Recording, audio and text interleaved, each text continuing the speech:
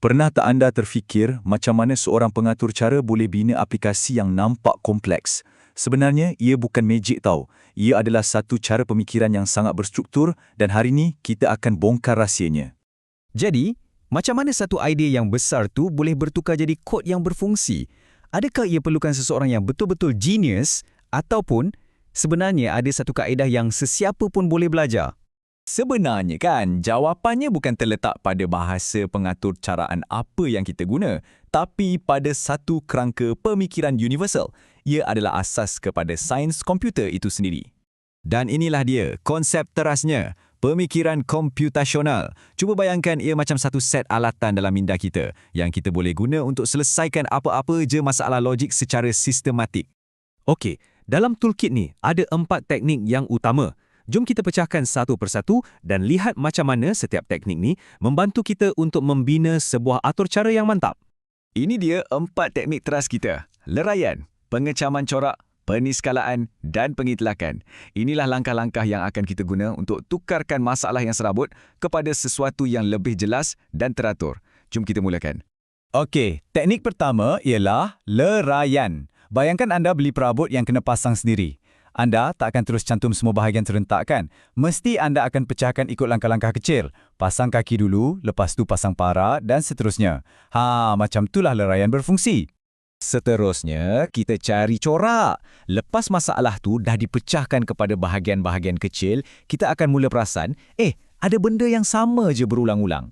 Bila kita dah kenal pasti corak ni, kita boleh cipta penyelesaian yang lebih cekap. Tak payahlah buat kerja yang sama banyak kali. Sekarang, kita buat peniskalaan. Ini macam seni untuk buang semua butiran yang tak penting. Kita tapis keluar semua gangguan dan fokus hanya pada aspek yang betul-betul kritikal untuk selesaikan masalah. Jadi, ia nampak lebih mudah untuk diurus. Dan akhir sekali pengiktilakan. Dekat sinilah kita ambil corak yang kita dah jumpa tadi dan kita bina satu penyelesaian yang umum. Ini yang buatkan dia sangat powerful. Sebab kita bukan lagi selesaikan satu masalah je, tapi kita dah cipta satu formula yang boleh digunakan untuk selesaikan pelbagai masalah lain yang lebih kurang sama.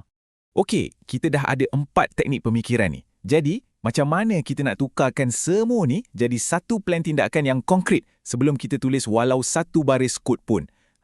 Jom kita tengok prosesnya. Pemikiran komputasional ni, ia bagi kita faham masalah tu. Tapi untuk bertindak, kita perlukan satu plan. Dalam dunia pengatur caraan, plan tu kita panggil algoritma. Ia macam satu set arahan, langkah demi langkah yang jelas. Sebiji macam resepi masakan. Untuk cipta rangka tindakan atau blueprint ni, selalunya ada 2 alat yang popular. Satu, pseudocode. Ni macam kita tulis draft guna bahasa biasa je. Dan satu lagi, carta alir yang guna simbol dan gambar rajah.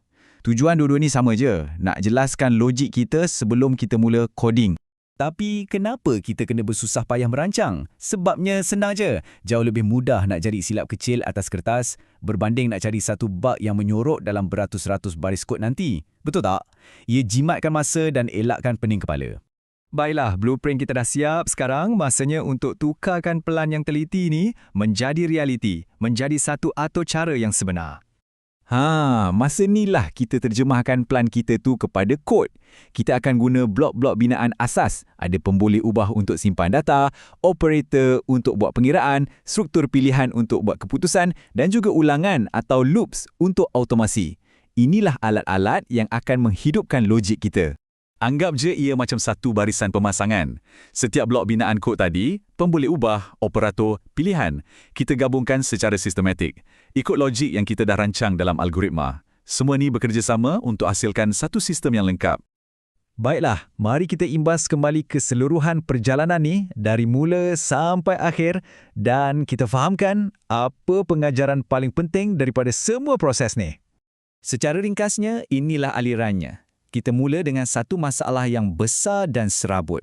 Lepas tu, kita guna pemikiran komputasional untuk pecahkannya. Seterusnya, kita bina satu algoritma atau rangka tindakan. Dan akhir sekali, barulah kita tukar ia menjadi sebuah program yang berfungsi. Jadi, inilah pengajaran utamanya. Pengatur caraan ni bukan tentang bakat luar biasa atau kena jadi genius. Langsung bukan. Ia adalah tentang mempunyai satu proses. Ia satu kemahiran yang sesiapa pun boleh belajar dan kuasai asalkan kita sanggup berfikir secara berstruktur. Jadi, persoalannya sekarang untuk anda, dengan set alatan pemikiran ni, masalah besar apa yang anda nak selesaikan? Cuba fikirkan satu cabaran dan tanya diri anda, apakah langkah pertama untuk memecahkannya?